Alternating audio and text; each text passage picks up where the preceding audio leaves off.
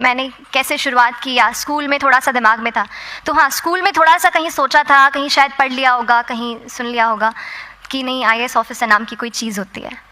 लेकिन तब ये भी नहीं पता था कि यार यूपीएससी नाम की कोई एग्ज़ाम है, सिविल सर्विस एग्ज़ाम है, उससे और भी पोस्ट में आप सिलेक्ट हो सकते हैं, ऐसा कुछ नॉलेज नहीं था। जब मैं अपने कॉलेज लेवल में आई, जब कॉलेज में एडमिशन लिया, मैंने भोपाल से ही प्राइवेट इंजीनियरिंग कॉलेज से केमिकल इंजीनियरिंग किया है। और उस दौरान मुझे जब मैंने सोचना शुरुआत की कि क्या बनना है, कंटेम्पलेट किया कि एग्जैक्टली क्या करियर चाहती हूँ, तो लगा कि यार कहीं जो पुरानी ड्रीम थी, एक जो सपना था, वो अभी उसको सामने लाना चाहिए। फिर इस बारे में और पढ़ा और तब खान स्टडी ग्रुप भोपाल में सेंटर वहाँ पे जैसे शुरू हो गया था, तो मेरा जो फाउंडेशन कोर्स है मैंने वहाँ से किया। और इस एग्ज़ाम के बारे में जो चीज़ें मुझे 1-2 साल में समझ में आई हैं, वो कुछ चीज़ें मैं आपसे शेयर करना चाहती हूँ। सबसे पहली चीज़ जो पहले जय और रचना हम दोनों बोल चुके हैं कि कंसिस्टेंसी। आप अगर दिन में, कई बार हमसे सवाल पूछते हैं कि आप कितने घंटे पढ़ाई करते हैं, तो देखिए घंटे मैटर नहीं करते। कोई 17-18 घंटे हमें नहीं पढ़ना है, इतना हम पढ़ भी नहीं सकते। एक दिन पढ़ सकते हैं, दूसरे दिन नहीं पढ़ पाएंगे। 5 से 6 घंटे ही आपको देने हैं या उतने निकालने हैं, पर वो जो वक्त आप अपनी पढ़ाई को देते हो, वो कंसिस्टेंटली आपको रोज़ उतना ही अपने पढ़ाई को देना है। Consistency is the key, that is the first and the most important thing जो आपको ध्यान में रखनी है। दूसरी चीज़ इस एग्ज़ाम में मुझे लगता है इक्वली इम्पॉर्टेंट है, क्योंकि ये जर्नी लंबी होती है। जैसे एग्ज़ाम ही 1 साल तक चलती है, आप प्रीलिम्स देते हैं, फिर आप मेंस देते हैं, आप इंटरव्यू में जाते हैं पर्सनालिटी टेस्ट के लिए, तो एग्ज़ाम 1 साल तक खुद चलती है। उसके पहले मान लीजिए आप 1-1.5-2 साल पहले से प्रिपेयर कर रहे हो, तो ये जर्नी काफ़ी लंबी रहती है। उस जर्नी में मेंटली अपने आप को मोटिवेट रखना, अपने आप को बूस्ट करते रहना, वो भी इक्वली इंपॉर्टेंट है। और इसीलिए अपने आप पर भरोसा बेहद ज़रूरी है। You need to have a faith in your yourself अगर आपने इसमें कदम रखा है, अगर आपने सोचा है कि आप सिविल सर्विस एग्ज़ाम देना चाहते हैं और देंगे, तो आपको ये ठान के उसमें जाना है कि हाँ मैं ये कर सकता या कर सकती हूँ। ये एक अपना मोटिवेशन, अपने साथ एक फेथ, बिलीफ अपने ऊपर आपको हमेशा रखना है। कमिंग टू प्रिपरेशन की कैसे तैयारी करनी है, बहुत सारी बातें आप सुन चुके हैं कि आंसर राइटिंग में कैसे करना होता है, आंसर राइटिंग का स्ट्रक्चर कैसा होना चाहिए। तो मैं शुरू में सबसे पहले ये कहूँगी कि मेरे प्रिपरेशन का बेस 2 चीज़ें रहीं। पहला था करंट अफेयर्स। करंट अफेयर्स इसलिए मैंने उसी से शुरुआत की क्योंकि करंट अफेयर्स सबसे इंटरेस्टिंग पार्ट होता है। कई बार आपको हिस्ट्री कभी बोरिंग लगेगी, कई बार आपको लगेगा ज्योग्राफी इतना, कभी हर किसी के अपने अपने फेवरेट्स होते हैं। तो मुझे वो 2 सब्जेक्ट्स लगते थे कि यार इतना मन नहीं करता है, लेकिन न्यूज़पेपर्स और करंट अफेयर्स में जो भी नया चल रहा है वो मुझे हमेशा इंटरेस्टिंग लगता था।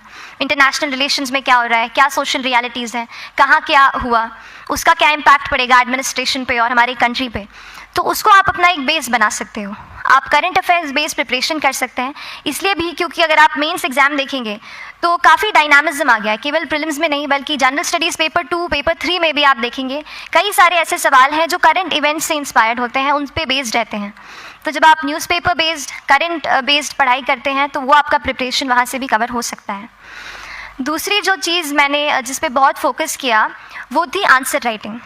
तो आंसर राइटिंग का जैसे खान सर बता रहे थे कि आंसर राइटिंग की प्रैक्टिस बहुत की, तो उसके पीछे मेरा ये था कि जब मैं हमेशा प्रीलिम्स का कोई भी पेपर टेस्ट देती थी, हम मॉक टेस्ट देते हैं, तो मॉक टेस्ट देती थी तो हमेशा मेरे मार्क्स करीब 90 to 110, 120, इससे ऊपर मेरे कभी मार्क्स नहीं जाते थे।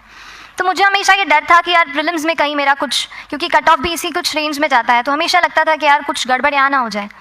लेकिन जब मैंने आंसर राइटिंग की और मेंस एग्जाम के बारे में जाना, तब मुझे लगा कि आंसर राइटिंग एक ऐसी चीज़ है, मेंस एक ऐसा फेज़ है सिविल सर्विस एग्जाम का जहाँ पे आप अच्छे से तैयारी कर सकते हैं। And if you have written the answers, if you know कि you have covered the points well, if you have included उसमें कुछ आपने facts, international reports, government schemes, आपने कुछ ऐसे उसमें सॉल्व भी डाला है, तो जो रिजल्ट आएगा वो सेटिस्फैक्ट्री ही आएगा, अच्छा ही आएगा। तो मेंस एक ऐसा पार्ट है जिस पे आप काफ़ी बैंक ऑन कर सकते हो। मैं जब पर्सनालिटी टेस्ट भी मैंने दिया, तो इस बार भी आप नंबर्स देखेंगे तो आसपास की रैंक के हिसाब से मेरे नंबर्स उसमें कम हैं, लेकिन it is just the general studies and the answer writing part, जो मेंस के जो वो है मार्क्स हैं या मेंस का जो एक फैक्टर रहा, वो मेरे लिए सबसे ज़्यादा इंपॉर्टेंट डिसाइडिंग फैक्टर रहा है। तो अपना एक्सपीरियंस यही बताऊंगी कि आंसर राइटिंग पे आप विशेष फोकस कीजिए। जैसा स्ट्रक्चर आपको बता ही चुके हैं कि इंट्रोडक्शन में कैसे आपको शॉर्ट रखना है, बॉडी एंड देन कंक्लूजन, उसमें छोटी चीज़ जैसे मैं अभी मेंशन कर रही थी, आप एक इंश्योर कीजिए कि देखिए जो भी एग्जामिनर आपकी कॉपी चेक कर रहे हैं वो दिन में 10, 15, 20 कॉपीज़ चेक कर रहे हैं, तो उन सब से आपको अलग कैसे आप अपनी कॉपी दिखा सकते हो, ये चीज़ आपका प्रेजेंटेशन और आप जिस तरीके से आंसर लिखते हो कंटेंट को, वो मैटर करेगा।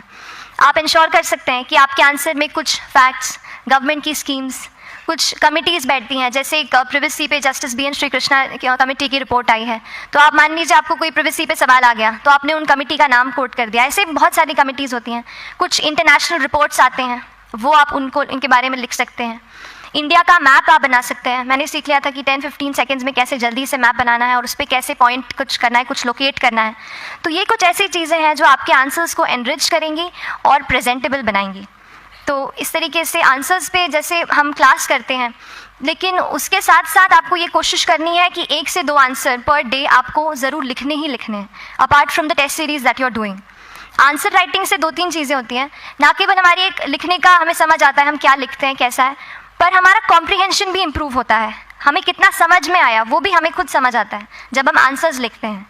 और इसीलिए आंसर राइटिंग पे आप फोकस कीजिए, 1 से 2 आंसर्स ज़रूर लिखिए। और आंसर राइटिंग के बाद the third pillar of my preparation जो काफ़ी इंपॉर्टेंट जिसने रोल प्ले किया, that was tests and test series and mocks. देखिए हम पढ़ रहे हैं यहाँ पर, I also come to the point कि हम कैसे दिल्ली, भोपाल और इंदौर में प्रिपेयर करके बिना दिल्ली जाए हम कैसे कर सकते हैं, आई कम टू दैट पॉइंट। पर उसके पहले टेस्ट की थोड़ी बात कर लेती हूँ कि टेस्ट देना क्यों ज़रूरी है। हम ये जो एग्ज़ाम दे रहे हैं सिविल सर्विस की, एक ऑल इंडिया लेवल एग्ज़ाम है and this cut throat competition. तो उसके लिए आप केवल पढ़ते रहें, सारी बुक्स, मटेरियल्स, स्टैंडर्ड ये करंट का सब पढ़ लें, लेकिन अगर आप ये नहीं जज कर पाए कि आपका क्या लेवल है at an all India level, तो चीज़ें समझ में आप नहीं, मतलब आप आगे नहीं बढ़ पाएंगे या सही डायरेक्शन नहीं पकड़ पाएंगे। तो इसलिए आप टेस्ट से घबराइए मत। कई बार टेस्ट का इनर्शिया होता है, ऐसे लगता है कि जब तक पूरा सिलेबस कंप्लीट नहीं कर लूँ तब तक टेस्ट नहीं दूंगा।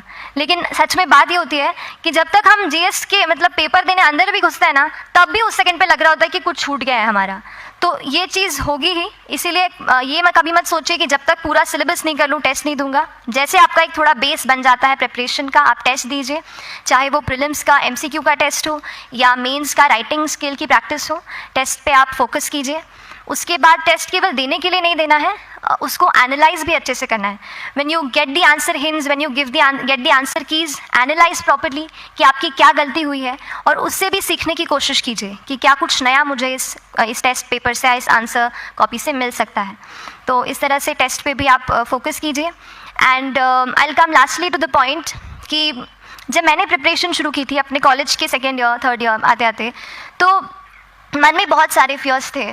मैं भी एक नॉर्मल फैमिली से हूँ, मेरे फैमिली में किसी ने आज तक सिविल सर्विस का पेपर भी नहीं लिखा था, तो मन में बहुत सारे फियर्स थे, डाउट्स थे, क्या होगा कैसे होगा।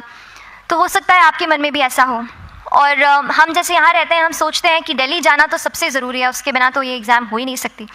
तो उस पर मैं एक चीज़ बताना चाहूँगी कि जैसे KSG जैसे इंस्टीट्यूट हैं, जो फैकल्टी भी हमें वही मिलती है जो दिल्ली में पढ़ा रहे हैं, तो ये एक बहुत पॉजिटिव पॉइंट है कि क्वालिटी का कोई दिक्कत नहीं आएगी।